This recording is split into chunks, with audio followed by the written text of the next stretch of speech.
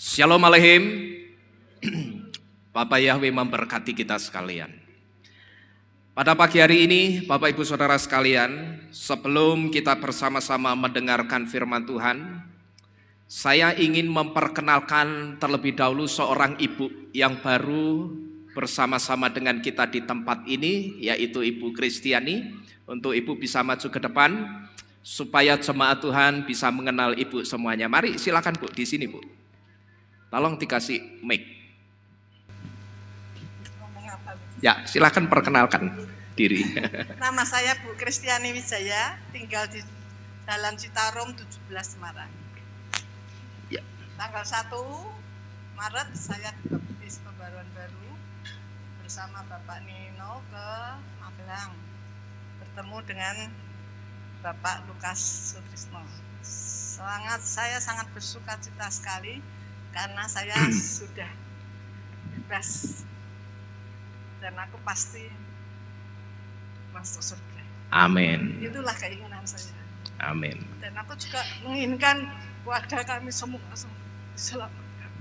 Itulah kerinduan saya. Terima kasih. Haleluya. Amin. Kita berikan tepuk tangan buat Bapak Yahweh, Bapak Ibu Saudara sekalian. Iya. Ya, silakan duduk Bu Kristiani. Jadi saya sedikit menyambung apa yang menjadi kesaksian Bu Kristiani ini, Bapak Ibu Saudara sekalian. Hari Selasa ya Bu ya, kalau tidak salah ya. Pak Lukas mengarahkan beliau untuk saya baptis. Sebetulnya saya dan Bu Kristiani ini sudah berangkat bersama-sama ke kolam renang Oasis. Cuman pada waktu itu saya mendengar satu kabar, katanya putri beliau yang ada di New Zealand itu dibaptis oleh Pak Lukas melalui baptisan streaming. Nah saya berpikir saudara, barangkali mamahnya ini juga kepingin yang baptis sama-sama Pak Lukas. Waktu itu kita sudah sampai di kolam renang, bahkan kita sudah mau masuk kolam renang, tapi belum bayar tiket masuk. Nah pada waktu itu saya tawarkan ke Ibu Kristiani ini, Ibu mau dibaptis Pak Lukas sekalian po, supaya sama dengan putrinya yang sama-sama dibaptis Pak Lukas, jadi biar satu paket. Saya bilang begitu. Bu Kristiani ini jawab, enggak lah, jauh, saya anterin ke Magelang kalau Ibu mau. Ya sudah, kalau saya dianterin saya mau. Ya, jadi singkat ceritanya, saya antarkan beliau dengan mendadak sekitar jam 1:30 kami berangkat ke Magelang. Jam 7:30 malam kita sudah sampai di Semarang lagi. Saya mengucapkan selamat kepada Ibu Kristiani karena materai keselamatannya sekarang sudah benar. Saya percaya sewaktu-waktu Ibu atau kita dipanggil Tuhan atau kita mengalami rapture bersama-sama, nama Ibu Kristiani dan nama kita di tempat ini pasti ada di dalam Sefer HaChaim, kitab kehidupan Bapa Yahweh. Amin. Kita doakan juga untuk keluarga Ibu Kristiani yang juga beliau rindu suaminya juga menerima Bapa Yahweh sebagai Tuhan dan Juru Selamat. Haleluya. Baik Bapak Ibu Saudara sekalian, pada pagi hari ini kita akan bersama-sama merenungkan firman Tuhan. Dan beberapa waktu lalu Bapak Ibu Saudara sekalian, kalau saudara ingat di dalam firman Tuhan yang berbicara tentang limnot yamenu atau menghitung hari-hari, di situ kita banyak diberitahu banyak hal saudara. Satu di antaranya, kita diberitahu bahwa dengan kita menghitung hari-hari, ini akan menyadarkan kita satu fakta, bahwa pada saat kita merayakan ulang tahun, ingatlah bahwa saat itu usia atau umur kita itu bukan semakin bertambah tetapi semakin berkurang. Kalau berkurang itu artinya semakin dekat juga waktu kita untuk kembali kepada Sang Pencipta kita, yaitu Bapa Yahweh. Dan waktu itu saudara, kita juga diberitahu satu hal, bahwa untuk kita kembali kepada Sang Pencipta kita kelak suatu hari nanti, kita itu harus kembali dengan iman. Yang saya katakan iman itu harus mutlak, disebut dengan iman yang excellent. Excellent itu sesuatu yang sangat bagus atau luar biasa. Karena kalau kita kembali dengan iman yang standar, atau saya sebut iman kebanyakan orang yang dikatakan yang penting ketika aku hidup di dunia ini aku terus berbuat baik, dan ketika aku hidup di dunia ini aku tidak pernah menyakiti orang, baik melalui tindak tanduk atau ucapanku, dan ketika aku hidup di dunia ini aku yang penting rajin beribadah dan setia melayani. Rupanya Bapak Ibu Saudara sekalian, iman yang seperti ini tidak cukup untuk menggugah hati Yesua untuk mempertimbangkan keselamatan kita kelak. Jadi kita harus ngerti satu hal ini saudara, supaya konsep keselamatan kita itu tidak seperti orang-orang yang ada di luaran sana. Seringkali orang-orang yang ada di luaran sana, mereka memegang satu prinsip atau konsep yang saya katakan sebetulnya itu salah, tapi mereka tidak menyadari.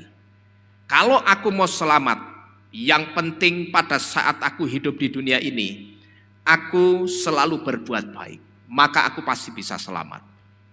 Lalu mereka juga mengatakan, kalau aku mau selamat nanti, yang penting pada saat aku di dunia ini, aku tidak pernah hidup menyakiti orang. Lalu kalau aku seorang yang beragama, kalau aku mau selamat kelak, aku itu harus rajin beribadah dan aku juga harus setia melayani Tuhanku. Nah Bapak Ibu Saudara sekalian, rupanya iman yang seperti ini, setelah saya belajar baik-baik, rupanya iman yang seperti ini tidak cukup untuk menggugah hati Yesua untuk mempertimbangkan keselamatan kita kelak. Karena ketika kita hanya mengandalkan perbuatan baik, melalui Yesaya, Bapak Yahweh itu mengatakan apa? Sesungguhnya kebaikan kita itu cuman seperti apa? Kain kotor alias gombal, atau orang nyebut dengan gombal mugio. Nah ya benar toh? Kan gombal pasangannya sama mugio. Dan ketika kita mengandalkan kesetiaan kita beribadah dan melayani, Yesua ngomong apa saudara? Ketika kita mengandalkan kesetiaan kita beribadah dan melayani untuk tiket keselamatan kita, waktu itu Yesua ngomong apa saudara? Bukan orang yang berseru Tuhan Tuhan dan mengadakan mujizat demi namaku yang akan masuk ke dalam kerajaan surga. Kalau kita renungkan, bukankah orang yang mengadakan mujizat atau melakukan mujizat dalam nama Yesua itu artinya dia orang yang melayani Tuhan? Tapi kalau kita renungkan di sini saudara, sekalipun orang itu sudah melakukan mujizat dalam nama Yesua sekalipun, rupanya itu juga tidak menjamin soal keselamatannya. Di sini kita bisa renungkan, kalau pakai nama Yesua saja keselamatan orang itu belum bisa dipastikan, terus bagaimana kalau orang itu mengadakan mujizat di luar nama Yesua? Apakah saudara yakin orang itu pasti selamat? Kalau saya tidak yakin saudara. Ya, jadi dari sini kita tahu soal keselamatan, yang pertama itu tidak cukup dengan perbuatan baik. Dan soal keselamatan itu rupanya juga tidak cukup dengan kesetiaan kita beribadah dan melayani Tuhan. Karena ternyata tadi di depan kita sudah diberitahu bahwa melalui Yesaya dan Yesua secara tidak langsung kita sedang diberitahu bahwa perbuatan baik, kesetiaan beribadah dan setia melayani itu memang saya katakan wujud dari iman. Tapi ternyata itu semua hanyalah iman yang biasa, yang bisa dilakukan oleh semua orang. Mau itu orang yang percaya Bapak Yahweh atau tidak, semua orang bisa melakukan iman yang seperti ini. Artinya orang yang tidak percaya Bapa Yahweh dan Yesua, mereka itu juga bisa berbuat baik.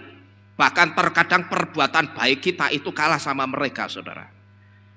Dan artinya juga orang yang tidak percaya Bapa Yahweh dan Yesua, mereka itu juga setia-setia kalau beribadah.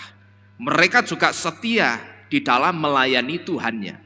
Bahkan jujur diakui atau tidak, seringkali kesetiaan ibadah kita dengan mereka, dengan orang-orang yang tidak percaya Bapa Yahweh dan Yesua, kita kalah, saudara. Kita lihat saja dari satu contoh yang paling mudah. Ketika waktunya berdoa, coba saudara renungkan, saudara dalam satu hari itu berdoa berapa kali? Kalau orang yang di luaran sana, saya ambil saja imannya Bani Kedar, paling enggak satu hari mereka berdoa berapa kali? 5 kali. Ya, mereka berdoa 5 kali. Tapi kita, saudara, terkadang kita hanya berdoa pada saat apa? Mau tidur. Itu pun kalau sudah matane 5 watt, 12, ya toh? Ndak doa dulu. Padahal pada saat kita sebelum tidur, kita serahkan tidur kita dalam tangan Bapa Yahweh itu sangat penting loh, saudara. Yang pertama yang pasti kita harus mengucap syukur dan berterima kasih buat pemeliharaan Tuhan buat sepanjang hari itu yang sudah kita hidupi. Yang kedua yang mutlak sebelum kita tidur yang harus kita lakukan itu pemberesan dengan Tuhan. Kita katakan dalam doa kita sebelum kita tidur, Bapak Yahweh, saya akui bahwa hari ini saya sudah melakukan yang tidak benar di hadapan-Mu. Saya sudah berdosa kepada Tuhan.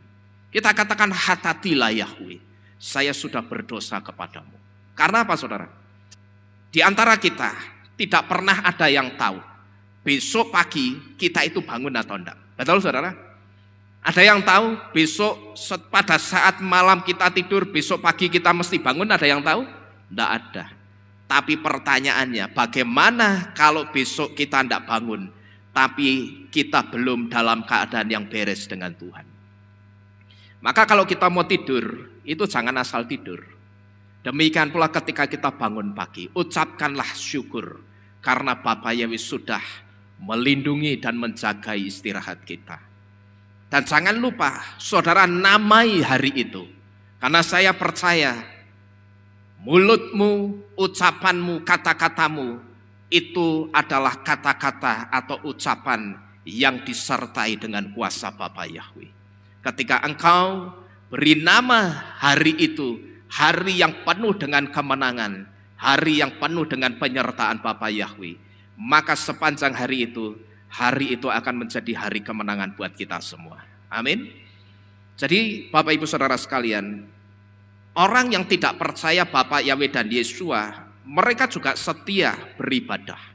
Bahkan terkadang kita kalah ibadahnya. Kita yang di tempat ini ibadah hanya 2 kali, ibadah Sabat dan ibadah Rison. Tetapi terkadang masih ada di antara kita yang keberatan untuk menguduskan hari Sabat. Dan orang yang tidak percaya Bapa Yahweh dan Yesua itu juga bisa setia melayani Tuhannya. Tapi bagi Bapa Yahweh, rupanya kualitas iman yang seperti ini ternyata masih dipandang standar, saudara. Masih dipandang biasa. Karena ini hanyalah iman kebanyakan orang. Ya, kalau saya nyebut pasar Johar itu ombyoan. Ya, banyak orang yang imannya sama. Tapi untuk mencari iman yang excellent di pasar Johar itu mungkin hanya 1, 2, bahkan mungkin tidak ada. Ya, jadi Bapak Ibu Saudara sekalian, rupanya bagi Bapak Yahweh kualitas iman yang dikatakan yang penting pada saat aku hidup di dunia ini, aku baik dengan orang, aku tidak menyakiti orang lain. Kalau aku beragama, ya aku harus setia beribadah dan melayani Tuhanku. Rupanya kualitas iman yang seperti ini masih dipandang sebagai kualitas iman yang standar alias iman kebanyakan orang. Sedangkan yang Bapak Yahweh mau dari iman kita, kualitas iman kita itu harus excellent. Excellent itu tidak hanya sangat bagus dan istimewa, Tapi excellent juga harus bermutu tinggi. Saya katakan perbuatan baik, kesetiaan beribadah dan melayani itu bagus saudara. Tapi sekali lagi secara mutu ternyata mutu dan kualitasnya itu belum tinggi alias masih standar ya. Perbuatan baik, kesetiaan beribadah dan melayani Tuhan, saya katakan itu bagus dan itu baik. Tapi ternyata di mata Tuhan ketika Bapak Yahweh itu mengukur, ternyata secara mutunya itu belum tinggi alias masih biasa-biasa saja. Dan kalau iman yang seperti ini kita andalkan sebagai tiket keselamatan kita kelak, saya pastikan saudara akan kecewa karena kita pasti akan di-reject atau ditolak oleh Bapak Yahweh.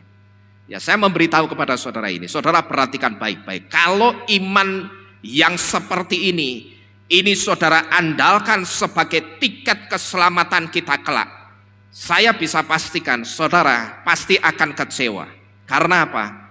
Kalau kualitas iman kita itu kualitasnya hanya kualitas iman kebanyakan orang alias iman yang standar, dan itu saudara jadikan sebagai tiket keselamatan kelak, dan saudara percaya, saudara yakini penuh, aku sudah melayani Tuhan, aku sudah setia beribadah, aku sudah baik dengan orang dan tidak pernah menyakiti orang, lalu itu saudara jadikan sebagai tiket keselamatan, saya jamin saudara pasti akan kecewa karena saudara pasti akan di-reject atau ditolak oleh Bapak Yahweh.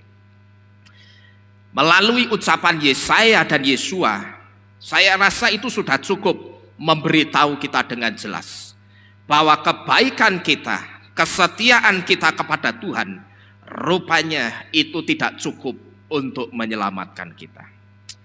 Nah lalu kalau ternyata kesetiaan kita mengiring Tuhan, kesetiaan kita melayani Tuhan dan kebaikan kita itu tidak cukup untuk menyelamatkan kita kelak, lalu sebetulnya seperti apa iman yang berkualitas atau bermutu tinggi itu? Di dalam kitab suci kita bisa melihat banyak sekali tokoh-tokoh yang memiliki iman yang saya katakan iman mereka ada di atas rata-rata. Mereka ketika di dalam kitab suci oleh Bapak Yahweh, mereka sebetulnya dikatakan sama seperti manusia pada umumnya. Namun yang membedakan kualitas iman mereka ternyata tidak sama dengan manusia pada umumnya. Jadi kalau kita perhatikan di dalam kitab suci, sebetulnya di dalam kitab suci itu banyak sekali tokoh-tokoh kitab suci yang mana mereka itu memiliki kualitas iman yang di atas rata-rata. Tapi ketika Bapak Yahweh menyodorkan mereka sebagai contoh kehidupan untuk kita, Bapak Yahweh juga memberitahu sebetulnya tokoh-tokoh kitab suci itu tidak beda dengan kita. Mereka sebetulnya sama seperti manusia pada umumnya, tapi yang membedakan kualitas iman mereka itu tidak sama dengan manusia pada umumnya. Di dalam kitab suci, Bapak Ibu Saudara sekalian, kita bisa melihat orang-orang yang memiliki excellent spirit atau roh yang sangat luar biasa dan iman yang sangat luar biasa. Itu seperti yang pertama kita bisa melihat kehidupan Abraham. Saya katakan imannya Abraham itu sangat excellent. Di mana excellentnya? Coba saudara lihat saja. Ketika Bapak Yahweh suruh Abraham itu pergi dari tanah kelahirannya ke suatu tempat yang tidak pernah dia ketahui sebelumnya, seperti apa tempat baru itu untuk dirinya dan keluarganya. Tapi pada waktu itu ketika Bapak Yahweh suruh Abraham pergi begitu saja keluar dari tanah kelahirannya, Abraham tidak pernah menawar kepada Bapak Yahweh. Dan Abraham itu juga tidak pernah bantah Bapak Yahweh. Kalau sekarang saudara, katakanlah ketika ada seseorang yang bekerja di satu instansi, dan ketika orang itu mau dimutasi atau dipindah tugaskan ke suatu daerah, terkadang orang itu masih nawar saudara. Apalagi kalau orang itu melihat, Ya, hari ini kamu Pak Agus, saya pindah, saya mutasi ke Papua. Apalagi kalau orang itu melihat daerah itu daerah terpencil. Terus sudah daerah itu daerah terpencil, orang itu masih melihat, wah, Papua kan terkenal dengan daerah konflik. Dan apalagi kalau ladang tempat dia bekerja yang baru, dalam tanda kutip ladang itu bukan ladang yang basah, maka orang seringkali masih banyak yang menawar untuk tidak dipindah di tempat itu. Tapi kalau kita melihat Abraham, ketika Bapak Yahweh suruh dia pergi dari Ur Kasdim, waktu itu kitab suci tidak pernah mencatat sekalipun Abraham itu membantah Bapak Yahweh. Bahkan pada waktu itu saudara, kitab suci juga tidak mencatat ada tawar-menawar antara Abraham dengan Tuhan. Waktu itu Bapak Yahweh itu cuma ngomong sama Abraham apa? Lech lecha, yang artinya apa? Pergilah untuk kebaikanmu. Nah begitu Bapak Yahweh ngomong Abraham, lech lecha, dalam bahasa Ibrani ditulis dengan kata lech lecha, yang artinya pergilah, keluarlah. Sebetulnya kata pergilah, keluarlah, kalau kita membaca ayat ini dari bahasa Ibrani dan kita bongkar kata-kata ini dari bahasa Ibrani, kita akan ngerti kata lech lecha itu bukan sekedar kata yang berarti pergilah dan keluarlah, tapi lech lecha itu artinya pergilah untuk kebaikanmu. Waktu itu Bapak Yahweh cuman ngomong sama Abraham, lech lecha, pergilah untuk kebaikanmu Abraham. Nah di situ saudara, Abraham itu langsung tanggap kenapa dia harus pergi dari tanah kelahirannya. Secara di tanah kelahirannya dia sudah terbiasa, dia sudah mengenal orang-orang yang ada di tanah kelahirannya. Kalau kapanpun dia mengalami satu kesulitan, dia tidak akan mengalami kesulitan yang berarti karena dia banyak mengenal orang-orang di tanah kelahirannya. Tapi kalau kita renungkan di tempat yang baru, yang saya katakan tempat itu belum pernah Abraham ketahui sebelumnya, seperti apa medannya, seperti apa tempatnya, orang-orangnya, penduduknya nanti seperti apa, yang akan jadi tetangganya itu siapa, karakter sifatnya kayak apa. Tapi pada waktu itu Abraham itu tidak pernah menawar dan dia tidak pernah bantah sama Bapak Yahweh.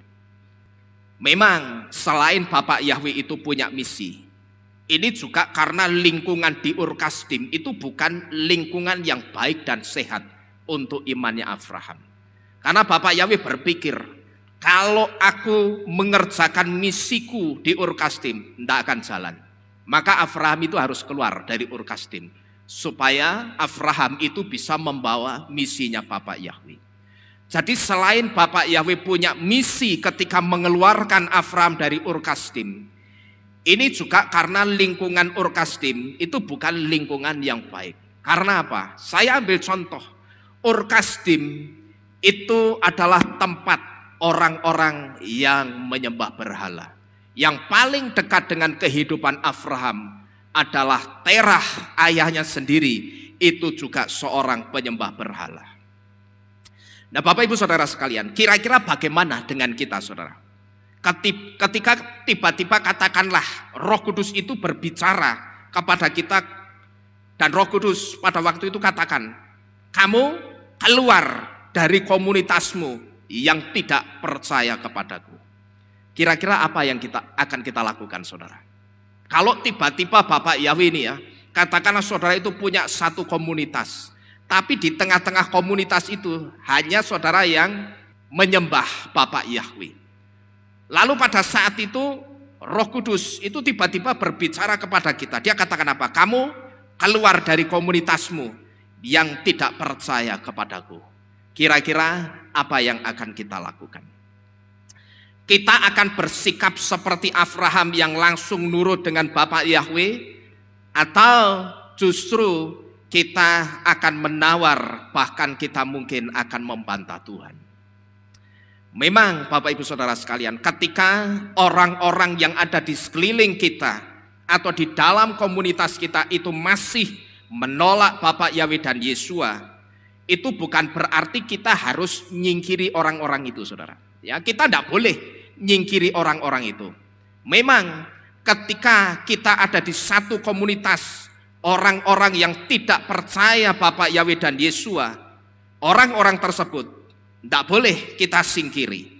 Karena apa? Karena seperti apapun mereka, tetap saya katakan mereka adalah jiwa-jiwa yang harus mengenal kebenaran juga.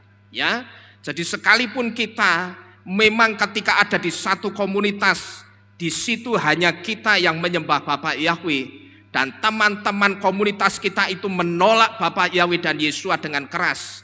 Memang orang-orang itu tidak boleh kita singkiri. Karena seperti apapun mereka, tetap mereka adalah jiwa-jiwa yang harus mengenal kebenaran.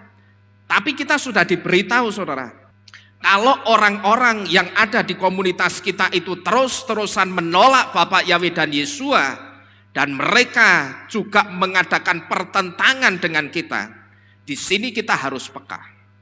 Komunitas seperti ini bukan komunitas yang baik dan sehat untuk iman percaya kita. Kita harus ngerti, saudara. Kalau kita ada di satu komunitas, hanya kita yang percaya Bapak Yahweh dan Yesua, maka seringkali saya katakan apa? Kalau untuk merubah nama Allah jadi Yahweh, itu cukup mudah, tidak terlalu sulit.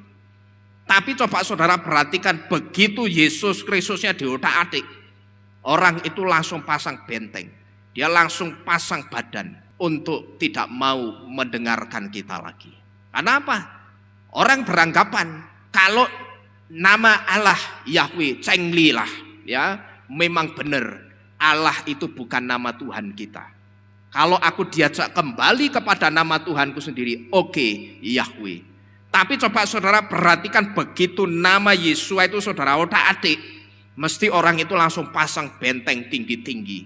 Dan berikutnya, kalau ketemu saudara lagi, kemungkinan besar orang itu tidak mau mendengarkan pemberitaan yang kita sampaikan. Karena apa? Bagi orang itu, lawang kitab suci, Alkitab saja yang suci, itu sudah nulis ratusan tahun nama Yesus. Lah kok sekarang dibilang Yesus Kristus itu salah? Ini perkara sekondi, gitu loh.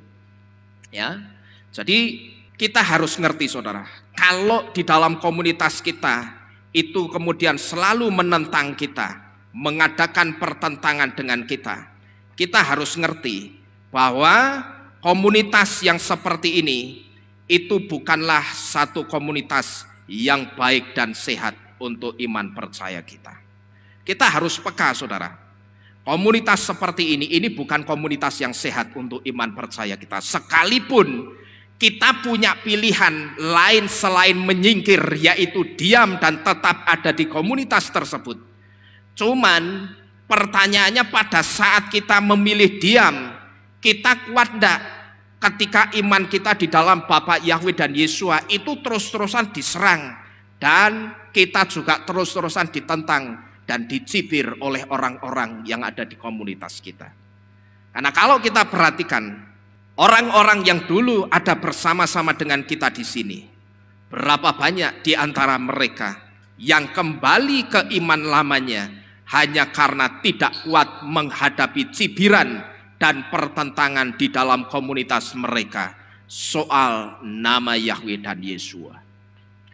Bahkan pada waktu itu saya sempat mendengar satu kabar, ada orang yang sudah dibaptis dalam nama Yahweh dan Yesua, sudah dimeterai dalam nama Yahweh dan Yesua melalui baptisan pembaruan, dan bisa saya katakan dia sebagai motor penggerak dari komunitasnya.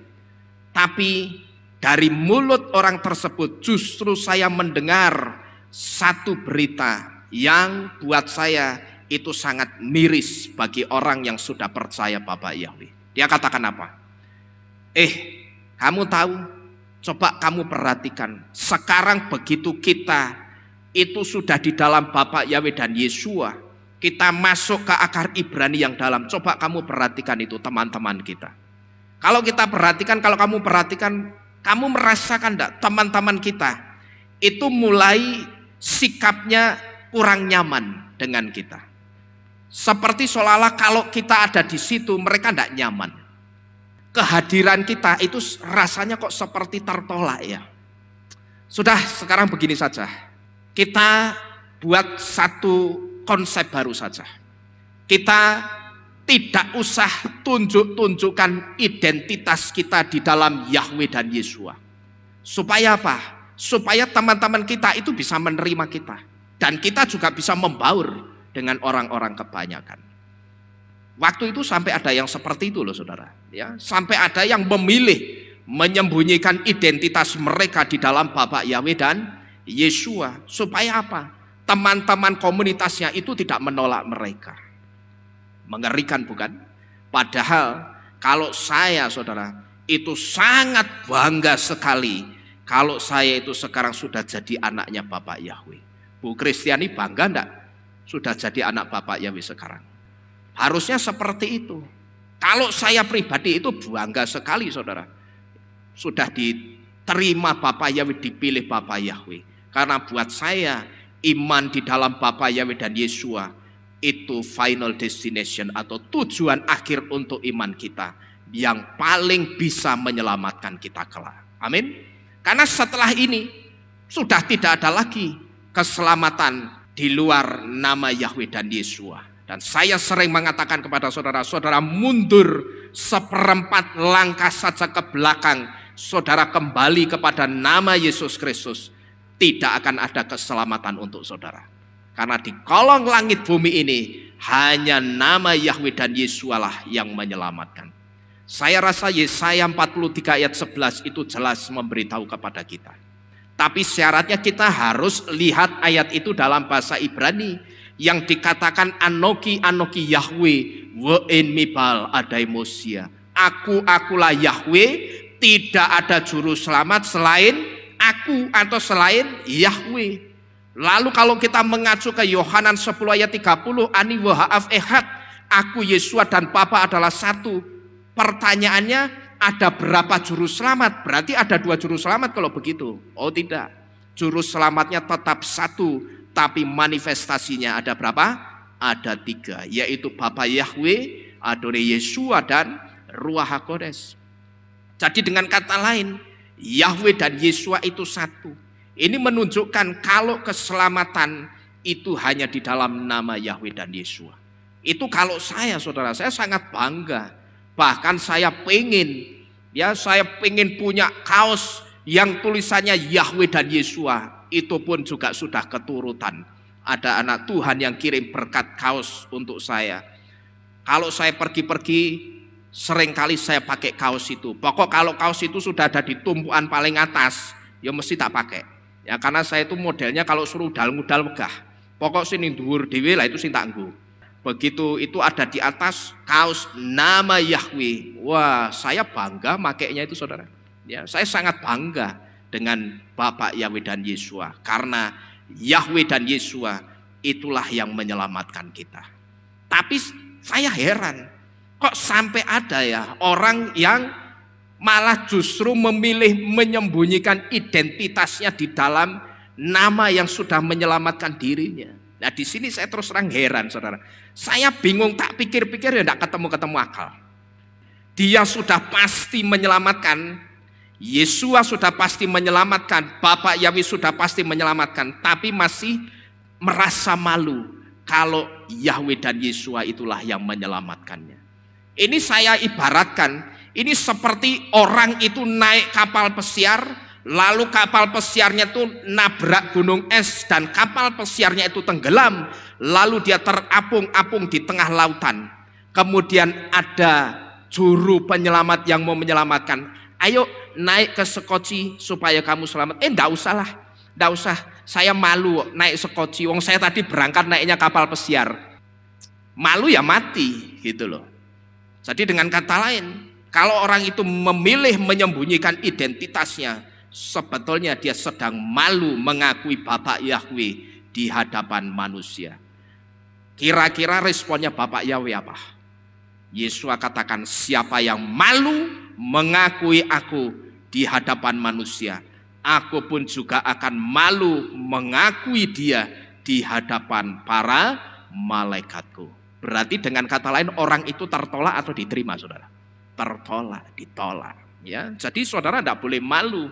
Kalau saudara ditanya, sekarang kamu beribadah di mana? Aku beribadah di satu kehilat atau gereja yang menyembah Tuhan yang benar. Lah kalau terus orangnya tanya, loh berarti nek aku isih nyembah Yesus anak Allah ora bener? Ya ora bener. Ya kita harus berani mengatakan sekalipun kita tidak perlu dengan cara yang radikal. Kita bisa kemas dengan bahasa yang halus. Ya mohon maaf, tetap tidak benar. Karena kalau mengacu kepada kitab Yesaya 43 ayat 11 dan Yohanan 10 ayat 30, keselamatan itu hanya di dalam Bapa Yahweh dan Yesua. Ya, jadi maka sikap terbaik kalau kita masih ada di komunitas yang masih menolak Bapa Yahweh dan Yesua, bahkan termasuk ketika kita itu ada di komunitas yang saya katakan komunitas itu abu-abu, saudara, ya, dengan Bapa Yahweh dan Yesua, maka sama seperti Abraham, kita itu juga harus keluar dari komunitas itu. Karena apa? Karena kalau kita tidak segera keluar dari komunitas orang-orang yang menolak Bapa Yahweh dan Yesua, atau kita itu tidak segera keluar dari komunitas yang abu-abu dengan Bapa Yahweh dan Yesua. Abu-abu itu artinya hanya mengakui Yahweh dan Yesua itu memang benar Tuhan, tapi tidak pernah mengambil sikap untuk menerima Bapa Yahweh dan Yesua. Nah kalau kita tidak segera keluar dari komunitas yang seperti ini, maka tidak menutup kemungkinan kita itu bisa ikut membeku bersama-sama dengan mereka. Kalau kita di komunitas yang menolak Bapa Yahweh, kita itu bisa kemudian jadi ikut-ikutan menolak Bapa Yahweh lagi dan kembali ke iman kita yang lama. Tapi kalau kita ada di komunitas yang abu-abu, yang hanya mengatakan memang benar Yahweh dan Yesua itu memang benar Tuhan. Tapi kalau kita tetap ada di komunitas seperti itu, yang mereka tidak pernah mengambil sikap untuk menerima Bapa Yahweh dan Yesua dan hanya beribadah kepada Bapa Yahweh dan Yesua, maka tidak menutup kemungkinan juga kita pun iman kita itu bisa jadi iman yang abu-abu sama seperti mereka. Jadi hari ini Bapak Ibu Saudara sekalian, Abraham memberi satu contoh iman yang excellent itu seperti apa. Iman yang excellent itu iman yang berani mengambil sikap yang benar.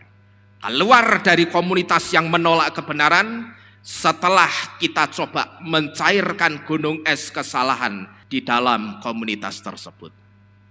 Saya sering memberitahu di tempat ini satu ilustrasi yang dinaikkan oleh seorang pendeta, yang saya katakan pendeta yang sangat dikenal orang, yaitu Pastor Reinhard Bonnke. Reinhard Bonnke itu memberi satu ilustrasi yang bagus. Ketika kamu ada di gunung es, ada dua hal yang bisa kamu lakukan. Yang pertama mencairkan gunung es itu atau ikut membeku bersama dengan gunung es itu. Kalau kita ada di komunitas di mana komunitas itu terang-terangan menolak Bapa Yahweh dan Yesua, kita boleh coba mencairkan gunung es kesalahan di dalam komunitas ini. Kesalahannya apa? Menolak keselamatan. Boleh enggak kita coba mencairkan gunung es kesalahan di dalam komunitas itu? Saya katakan boleh, saudara. Tapi saya pesan, pasanglah tenggat waktu. Saudara mau mencairkan atau berusaha mencairkan kesalahan itu berapa lama? Kalau saudara pasang tenggat waktu 1 tahun dan ternyata gunung es kesalahan di komunitas itu belum juga cair, cepat-cepatlah keluar dari komunitas itu. Karena kalau saudara tidak keluar, saudara bisa dipastikan akan ikut membeku bersama dengan kesalahan tersebut. Jadi ini satu ilustrasi yang bagus, saudara. Dan hari ini Abraham itu memberi contoh iman yang excellent itu seperti apa. Iman yang excellent itu iman yang berani mengambil sikap yang tegas dan benar untuk iman percaya kita. Keluar dari komunitas yang menolak kebenaran setelah kita coba mencairkan gunung es kesalahan di dalam komunitas tersebut. Ini yang pertama. Tokoh kitab suci yang memberitahu kita iman yang excellent itu seperti apa. Kemudian selain Abraham, kitab suci itu juga punya tokoh iman excellent lainnya seperti Abraham. Dia adalah Elia. Kira-kira di mana hebatnya imannya Elia, saudara? Saya coba bertanya kepada orang, hebatnya imannya Elia itu di mana? Nah, biasanya ketika orang ditanya seperti ini, orang akan menjawab, oh, hebatnya Elia itu pada saat dia berdoa. Seketika itu juga doanya itu langsung dijawab Bapak Yahweh. Tapi ketika orang itu ditanya, apa yang membuat doa Elia itu bisa langsung dijawab Bapak Yahweh? Tidak jarang kemudian orang itu terdiam karena tidak tahu apa yang membuat doa Elia itu begitu manjur. Saudara-saudara sekalian, selain faktor kedekatan dengan Bapak Yahweh, dan selain Elia itu tidak pernah ragu-ragu ketika dia berdoa kepada Tuhan, Elia disebut excellent imannya karena Elia itu berani menegur siapapun. Dia tidak takut dan tidak pernah pandang bulu terhadap siapapun yang ada di depannya. Dia tidak peduli mau orang yang ada di depannya itu seorang raja atau orang biasa. Kalau orang itu salah, Elia akan tegur orang tersebut. Kalau saudara perhatikan di dalam kitab Melehim atau kitab Raja-Raja, ketika Ahab itu merampas kebun anggurnya Nabot melalui tangan istrinya Isabel, waktu itu Elia menegur Ahab dengan keras. Bahkan jangan saudara pikir teguran itu teguran yang sopan santun, saudara. Jangan saudara berpikir saudara membayangkan ketika saudara membaca Elia itu sedang negur Ahab, terus saudara mikir Elia itu mesti ngomongnya begini, yang mulia tuanku Raja Ahab, mohon maaf hamba harus mengingatkan tuanku yang mulia Ahab bahwa apa yang tuanku Ahab lakukan terhadap kebun anggur Nabot itu tidak benar. Saudara jangan pernah berpikir Elia sama munduk-munduk pada saat dia menegur Ahab, Raja Israel pada saat itu. Ya, enggak saudara. Elia pada waktu itu negurnya langsung jeder. Ya, jangan saudara berpikir teguran Elia itu teguran yang nadanya biasa. Tapi kalau saudara perhatikan teguran Elia kepada Raja Ahab itu teguran dengan sumpah serapah kepada Raja Ahab. Dia katakan apa saudara? Elia katakan apa kepada Raja Ahab? Di mana anjing menjilat darah Nabot, di situ juga anjing itu akan menjilat darahmu. Dan anjing-anjing yang menjilat darahmu itu juga akan memakan daging istrimu Isabel di luar tembok Israel. Kalau saudara renungkan, halus kata-katanya? Enggak saudara, sangat kasar. Bahkan pada saat negur itu juga dengan sumpah serapah. Dia katakan di mana anjing menjilat darah Nabot yang engkau rencanakan kematiannya, maka disitulah anjing itu juga akan menjilat darahmu, dan daging istrimu juga akan dimakan oleh anjing-anjing itu di luar tembok Israel. Dan Elia juga ngomong apa? Bahkan nanti ya, kamu perhatiin anjingmu sendiri itu akan menjilat darahmu sendiri. Karena apa? Karena kamu dan istrimu itu sudah melakukan satu kekejian di mata Yahweh. Kalau saudara perhatikan, Elia dia sangat berani menegur Ahab. Dia sangat berani menempel Ahab. Dia tidak peduli sekalipun Ahab itu seorang raja. Kira-kira bagaimana dengan kita saudara? Kita berani enggak negur orang yang punya kedudukan kalau orang itu kita tahu dia salah saudara? Seringkali saya perhatikan, belum ketemu sama orang yang punya kedudukan, baru ketemu sama orang kaya, orang itu sudah mengkeret, nyalinya ciut. Begitu lihat orang kaya salah saja, niki salah ki wong iki. Tapi oh ini orang kaya, aku tidak berani mengingatkan ya. Nanti aku takut gege kalau dia bisa menerima. Ya kalau bisa menerima, kalau tidak bisa menerima bagaimana? Nanti kalau dia keluar dari gerejaku bagaimana? Seringkali saya perhatikan seperti itu saudara. Belum ketemu sama orang yang punya jabatan atau kedudukan, baru ketemu sama orang kaya. Berapa banyak pemimpin-pemimpin gereja yang nyalinya itu ciut dan mengkeret ketika berhadapan dengan orang-orang kaya yang salah. Kalau saya tidak peduli saudara, mau orang itu pejabat, punya kedudukan atau orang kaya sekalipun, kalau dia salah saya akan ingatkan. Apalagi kalau orang itu dipakai Bapak Yahweh untuk memberkati kehidupan saya. Seringkali yang saya perhatikan begitu ada seseorang yang persepuluhannya besar, kemudian gembalanya takut untuk mengingatkan kalau orang itu salah. Kenapa? Gembalanya berpikir kalau nanti tak ingetin dia salah, ya kalau dia bisa menerima dengan sukacita. Bagaimana kalau ternyata dia marah? Wah, dia bisa keluar dari gereja ini.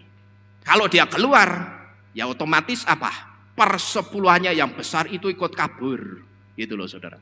Kalau persepuluhannya ikut kabur, yang jadi pertimbangan apanya? Kampung tengahnya ini, perutnya ini. Kalau persepuluhanku kabur, berarti piringku nanti bisa pecah. Kalau saya tidak peduli saudara, mau orang itu pejabat, punya kedudukan atau orang kaya sekalipun, kalau dia salah saya akan ingatkan. Belum lama ini, saya sempat mengingatkan satu orang yang cukup punya kedudukan. Tapi saya tidak perlu menyebut di mana institusinya. Tapi orang ini orang yang cukup punya kedudukan. Saya tidak peduli. Kalau dia salah, saya akan tegur dan diingatkan dia. Karena apa? Kalau kita ngerti kesalahan orang, kita tidak negur saudara. Maka dosanya itu yang nanggung siapa? Yang nanggung kita loh saudara. Ya. Asal saudara tahu, saudara ngerti kesalahan orang, saudara tidak negur, dosanya itu yang nanggung saudara. Ya, kalau saya tidak mau nanggung dosanya orang lain, tidak mau.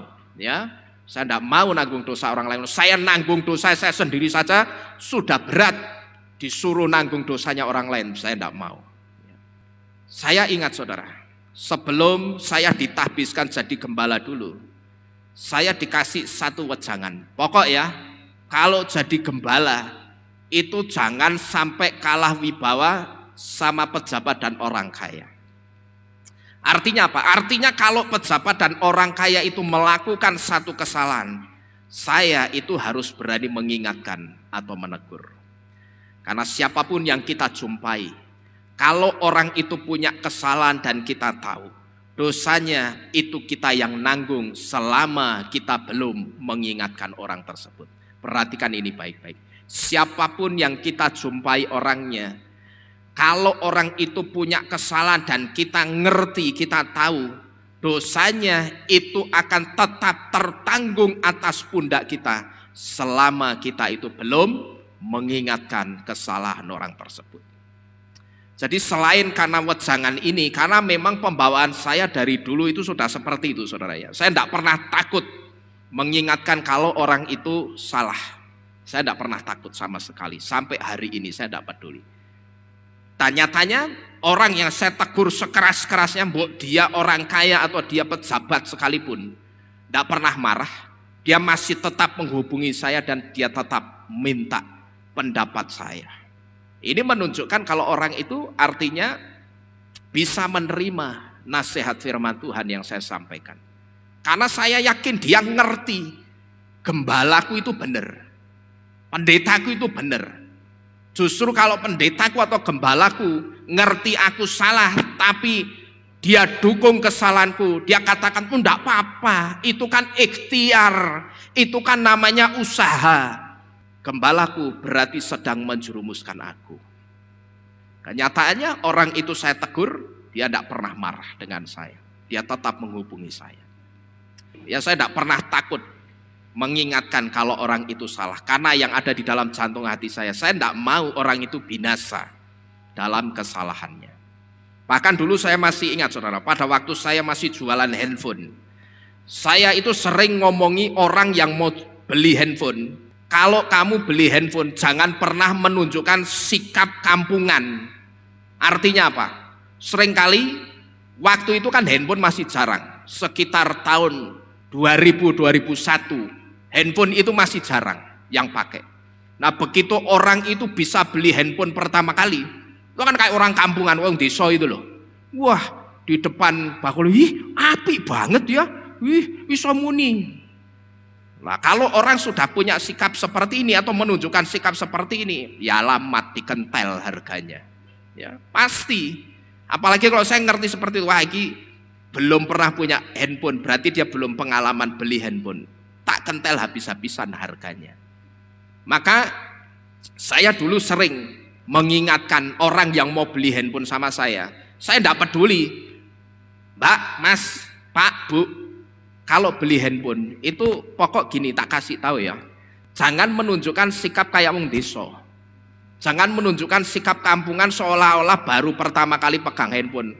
Kalau memang baru pertama kali pegang handphone ya sudah, biasa saja pegang, lihat saja begitu saja, tanya harganya berapa, bayar.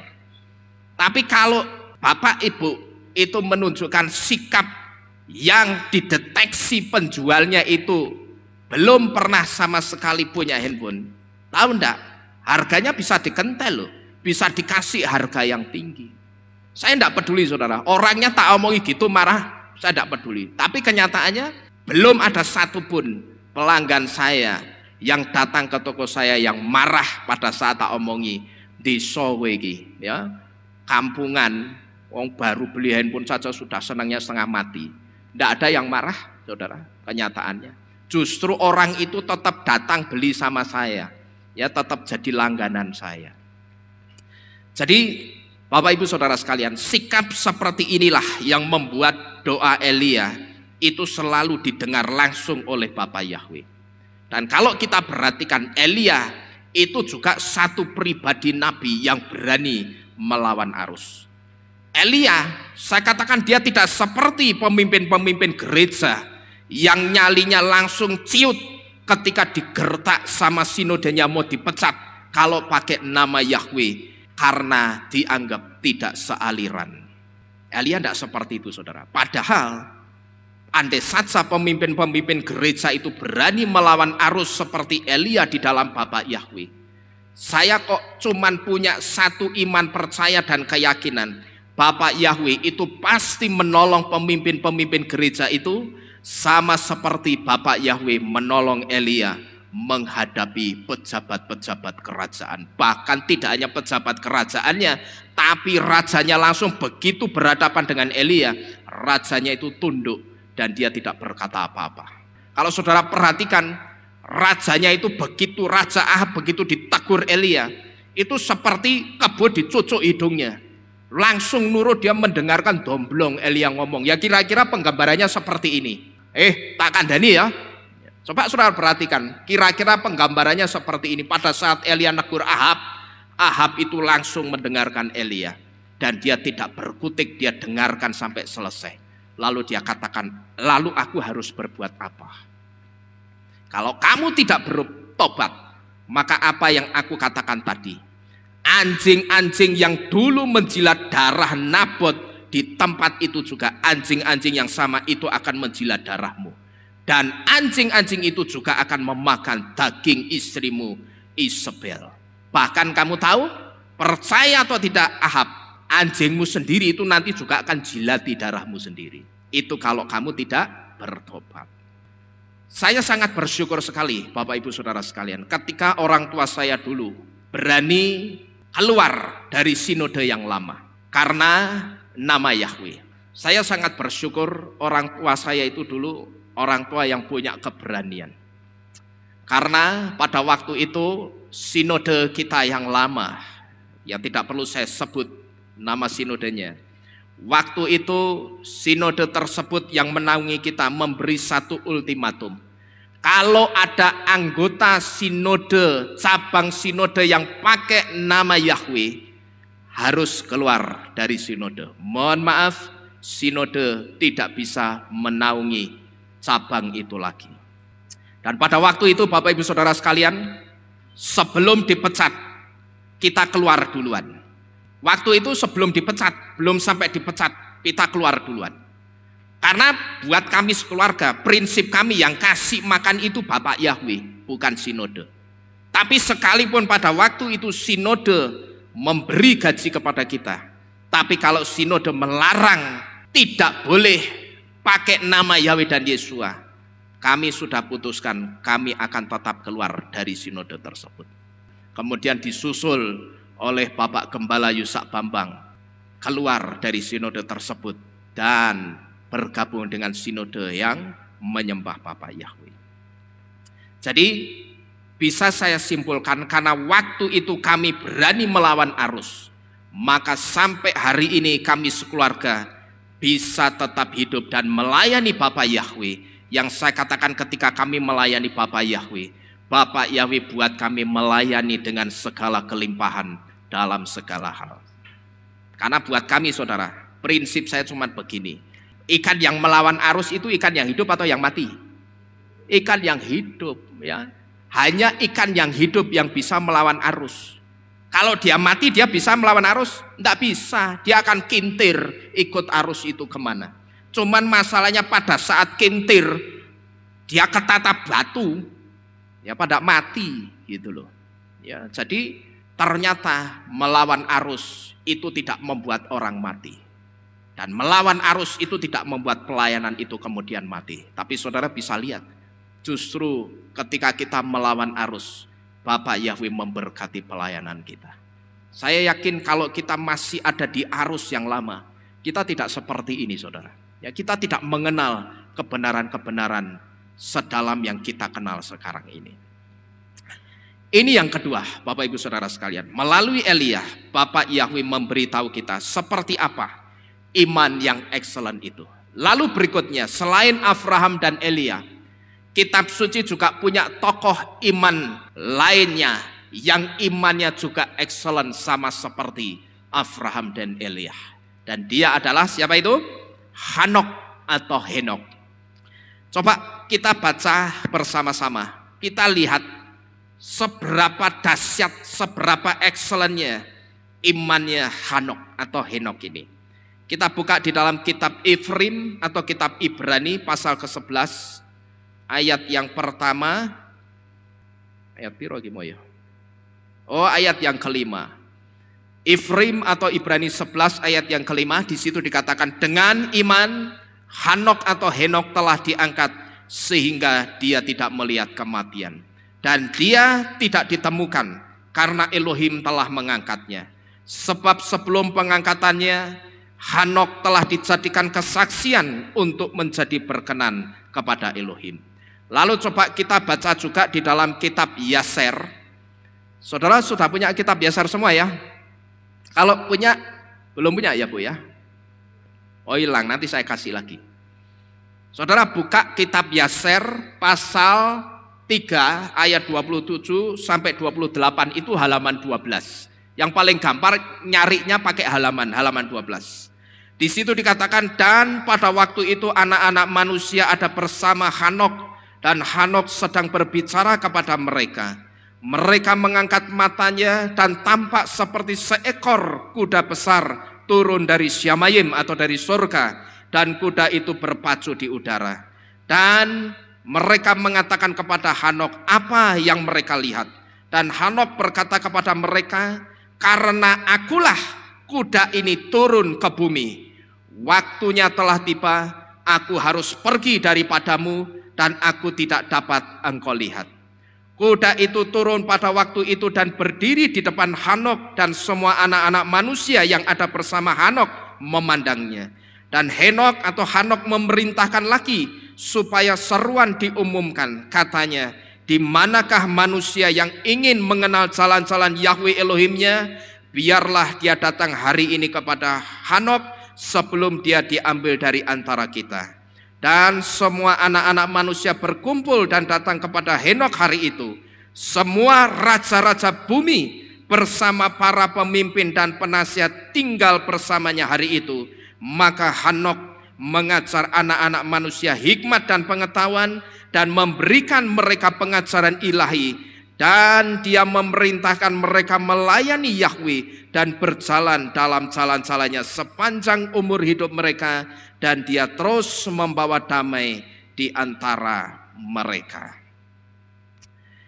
Di sini Bapak Ibu Saudara sekalian, kita bisa melihat betapa luar biasanya seorang Henok ini, saudara. Sampai-sampai Henok itu mendapatkan satu privilege dari Bapak Yahweh. Henok tidak mengalami kematian. Tapi apa? Bapak Yahweh itu kirim seekor kuda besar untuk menjemput dan membawa Henok kemana? Ke Syamaim atau ke surga. Nah, Bapak Ibu Saudara sekalian, saudara perhatikan baik-baik. Waktu-waktu ini, di mana semua orang, termasuk saya katakan orang-orang yang percaya Bapak Yahweh, mengalami satu kebingungan akan masa-masa ini. Orang mengalami satu kebingungan bagaimana aku harus bersikap sekarang ini atau waktu-waktu ini. Asal saudara tahu, iman seperti Henok ini sangat kita butuhkan waktu-waktu ini. Di dalam kitab Ifrim atau kitab Ibrani tadi dikatakan, dengan iman Henok itu telah diangkat sehingga Henok itu tidak melihat atau tidak mengalami yang namanya apa di situ? Kematian. Ya. Kalau saudara perhatikan di dalam kitab Ibrani pasal 11 ayat kelima, di situ dikatakan apa? Dengan iman Henok itu diangkat sehingga dia tidak mengalami atau dia tidak melihat kematian. Waktu-waktu ini saudara, kita itu butuh iman excellent yang seperti ini. Karena saya perhatikan di luaran sana banyak berkembang pengajaran-pengajaran yang saya katakan pengajaran itu kalau kita perhatikan seolah-olah nampaknya baik. Tapi ternyata kalau kita teliti pengajaran itu dengan lebih detail lagi, ternyata justru pengajaran itu sebetulnya melemahkan iman percaya kita. Dan ternyata pengajaran itu kalau saya perhatikan itu justru membentuk mindset orang untuk tidak percaya kepada pengangkatan. Maka tadi saya katakan waktu-waktu ini di mana orang itu bingung harus bersikap, mengambil sikap iman seperti apa. Iman seperti Henok ini saya katakan sangat kita butuhkan pada waktu-waktu ini.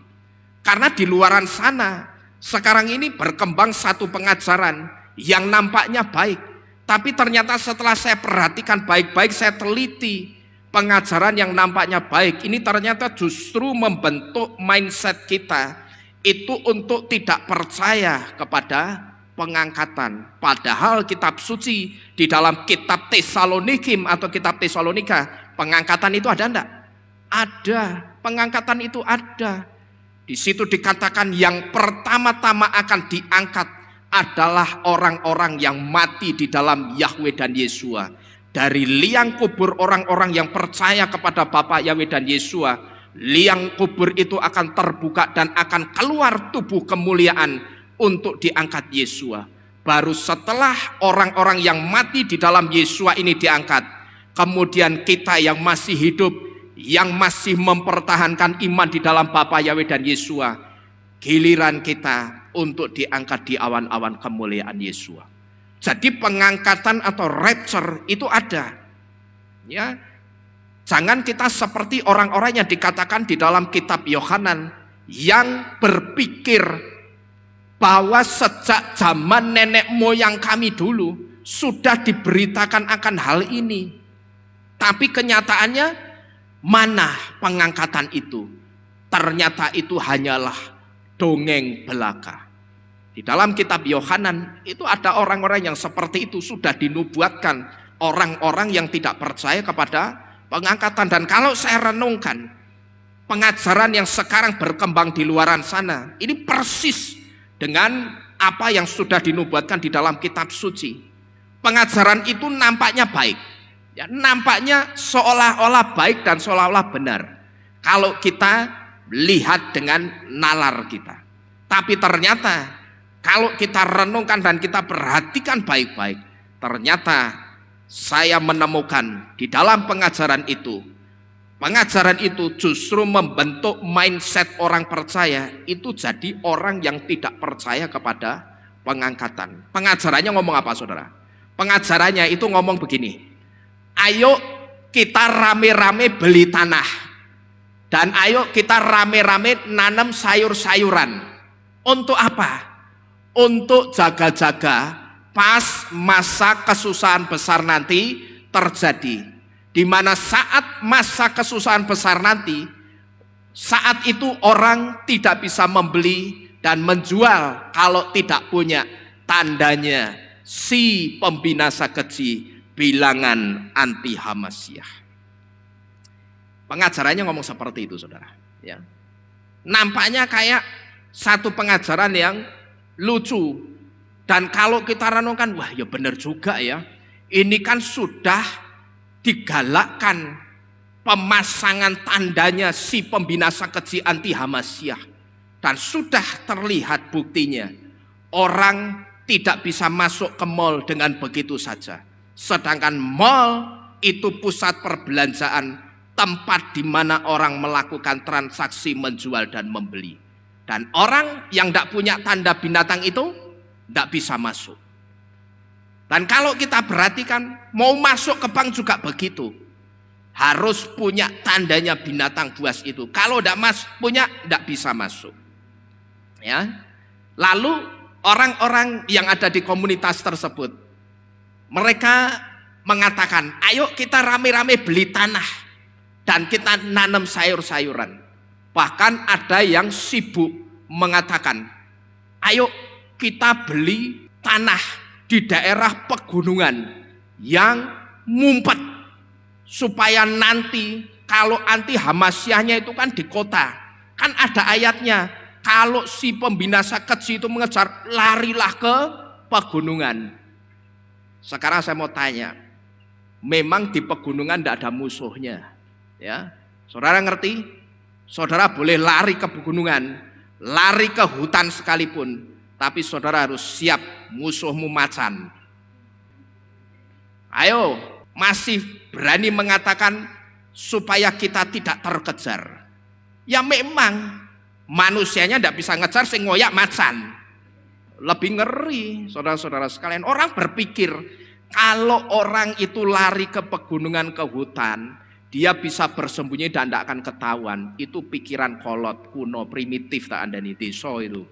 Saudara harus ngerti, anti Hamasyah itu sangat canggih. Mereka sudah kembangkan program apa sekarang yang paling terkenal? Facebook itu jadi miliknya siapa sekarang?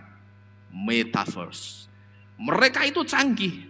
Saudara mau ngumpet di lubang tikus, lubang semut, sedeng, saudara akan kelihatan.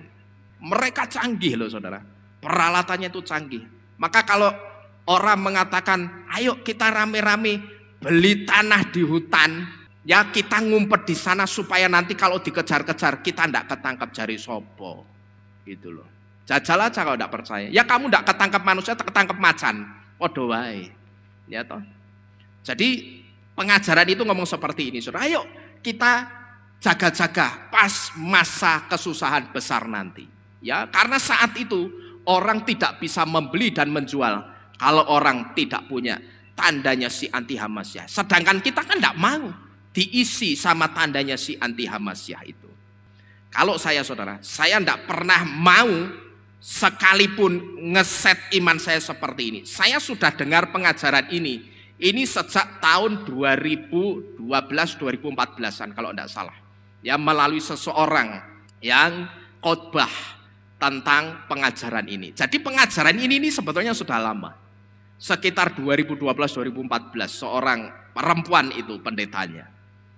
Dia katakan nanti pada masa kesusahan besar, belilah tanah di gunung, lalu tanamlah sayur-sayuran, supaya kalau kita tidak bisa membeli dan menjual, kita masih punya bahan makanan untuk kita makan.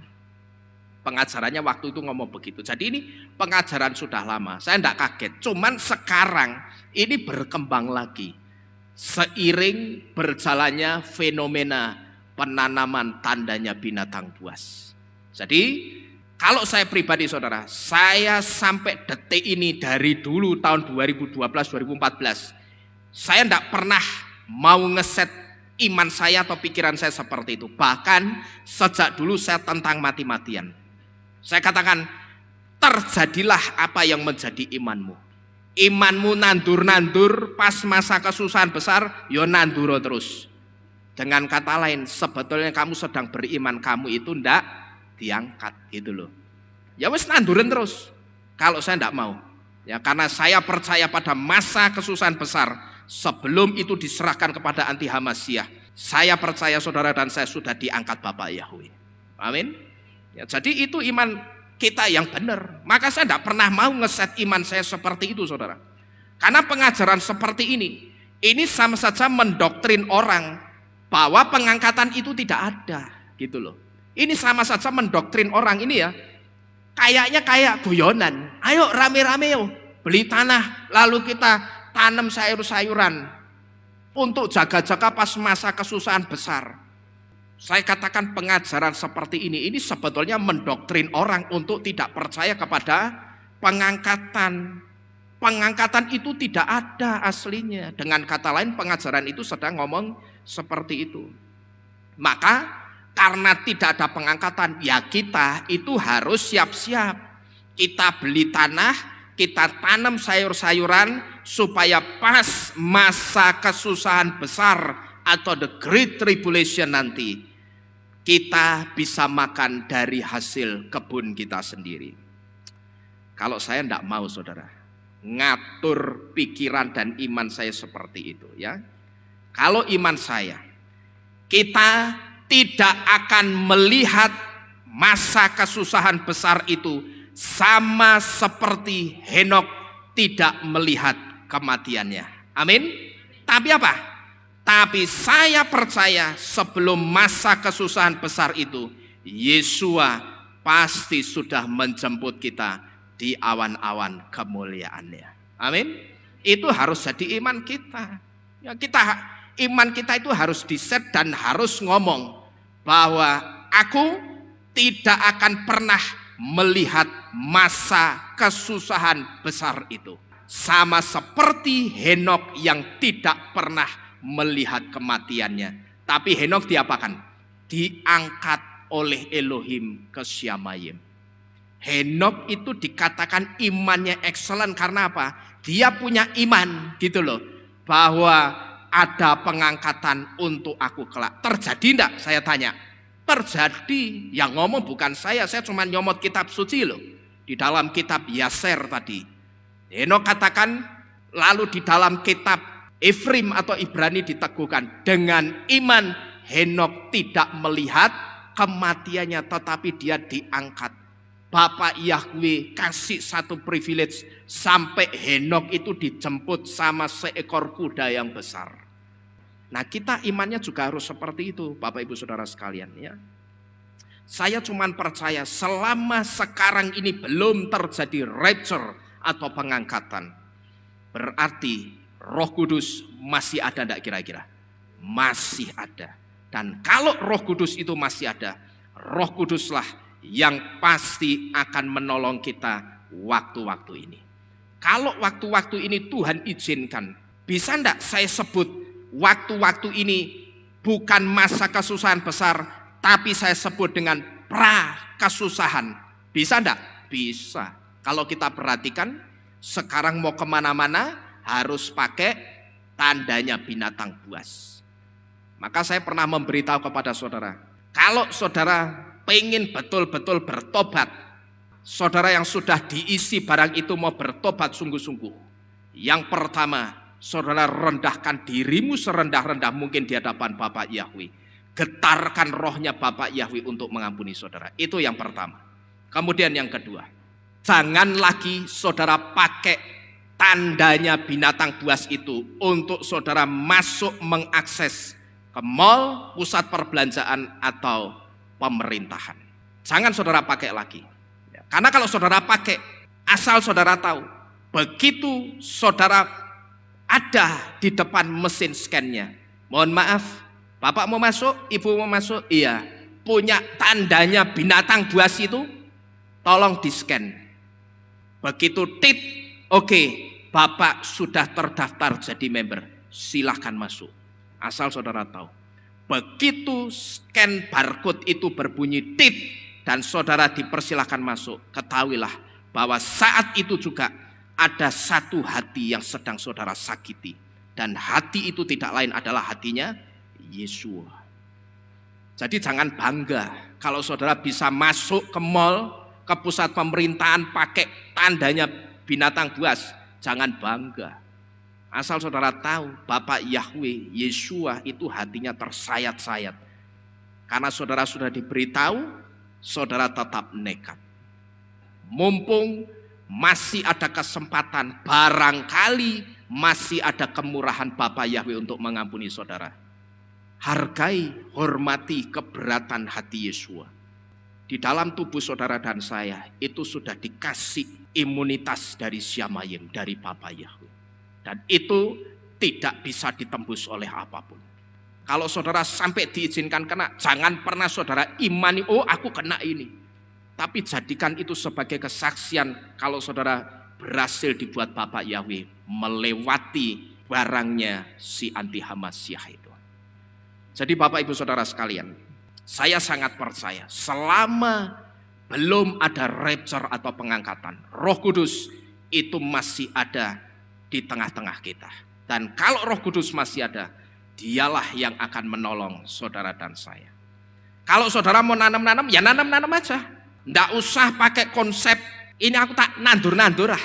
Buat jaga-jaga nanti pas masa kesusahan besar, nggak usah. Saya mau ingatkan kepada saudara, hati-hati. Apa yang saudara pikirkan, itu bisa jadi iman yang akan diteguhkan di alam bawah sadar saudara. Perhatikan ini baik-baik. Apa yang saudara pikirkan bisa jadi iman yang akan diteguhkan di alam bawah sadar saudara. Saya ambil contoh begini saudara. Saya seringkali bersaksi di tempat ini.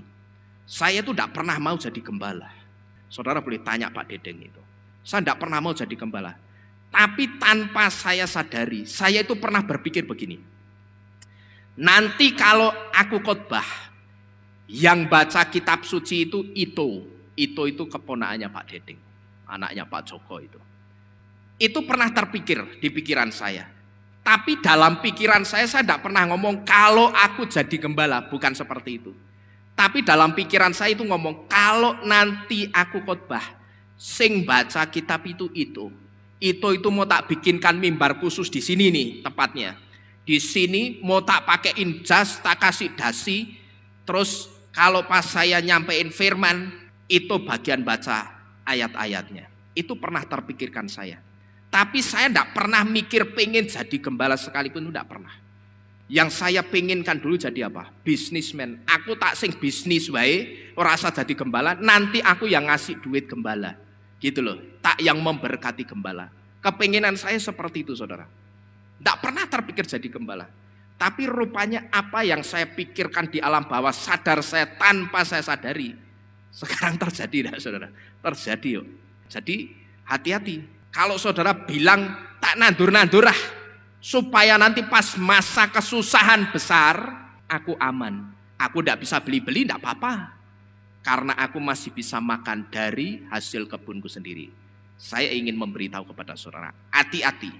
Apa yang saudara pikirkan tidak menutup kemungkinan itu bisa jadi iman yang diteguhkan di alam bawah sadarmu. Hati-hati saudara. Kalau pikiranmu nanam sayuran buat jaga-jaga pas masa kesusahan besar nanti, saya katakan ya terjadilah sesuai apa yang saudara pikirkan. Pada saat masa kesusahan besar nanti, saudara akan terus menanam dan bercocok tanam di dunia ini, tapi saya dan yang lainnya akan diangkat Yeshua di awan-awan kemuliaan. Ya, milih di saiki. Masih mau mikir seperti ini? Coba jawab tegas, masih mau mikir seperti ini? Jangan mau, ya. Hati-hati, ini pengajaran ini nampaknya baik loh saudara. Kanggo jagan-jagan. Ya toh, nanti pas masa kesusahan besar. Ingat saudara, apa yang kita pikirkan itulah yang sedang kita tarik supaya terjadi dalam kehidupan kita. Saya rasa kesaksian saya tadi jelas. Apa yang kita pikirkan sebetulnya itulah yang sedang kita tarik supaya terjadi dalam kehidupan kita. Nah, kalau orang mikirnya seperti ini, tak beli tanah tak nanam sayuran buat jaga-jaga pas masa kesusahan besar nanti, kira-kira bisa terjadi beneran enggak? Terjadi. Masa kesusahan besar, dia akan terus bercocok tanam di dunia ini. Ya kalau saya enggak mau. Lah buat apa? Masa kesusahan besar bercocok tanam, macul lihat sana, macul lihat sini, gegek anti Hamasyah wis ning buriku. Gegek pas saya macul di belakang sudah ditodong bedil. Lah buat apa? Nandur macul tapi hatinya tidak pernah tenang. Karena apa? Konsepnya sejak sekarang sudah keliru. Nanam sayuran untuk masa kesusahan besar, ya nikmati saja masa kesusahan besarmu. Kalau saya tidak mau, saudara. Jadi mulai sekarang sebelum terlambat, milikilah iman yang excellent seperti Henokh. Dengan iman, Henokh diangkat dan dia tidak melihat kematiannya. Katakan kepada diri saudara sendiri. Ya saudara katakan, dan dengan imanku, aku mau mengatakan, aku tidak akan melihat masa kesusahan besar itu sama seperti Henokh tidak melihat kematiannya. Karena aku percaya sebelum masa kesusahan besar itu terjadi, Yesua pasti sudah menjemput aku di awan-awan kemuliaannya. Amin. Terjadilah apa yang saudara imani. Bapak Yahweh memberkati kita sekalian. Kita bersama-sama tunduk di dalam doa. Kita akhiri firman pada pagi hari ini.